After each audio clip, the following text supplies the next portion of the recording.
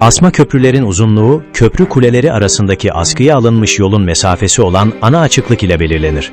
Önemli örnekler arasında Wuhan'da bulunan Yangtze Nehri Köprüsü'nün ana açıklığı Yangtze Nehri üzerinde 1700 metre boyunca uzanırken, Honshu'daki Kobe şehri ile Awaji adasındaki Iwaya'yı birbirine bağlayan Akashi-Kaikyo Köprüsü'nün en uzun açıklığı 1991 metredir ve 2022 yılına kadar dünyanın en uzun asma köprüsü olarak kabul edilmiştir.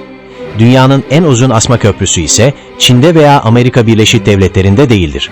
Bu köprü, Türkiye'deki 1915 Çanakkale Köprüsü'dür. Ana açıklığı 2023 metre olan bu köprü, Avrupa ve Asya'yı birbirinden ayıran Çanakkale Boğazı'nı geçer. İnşasına 2017 yılında başlanmış ve köprü 2022 yılında açılmıştır.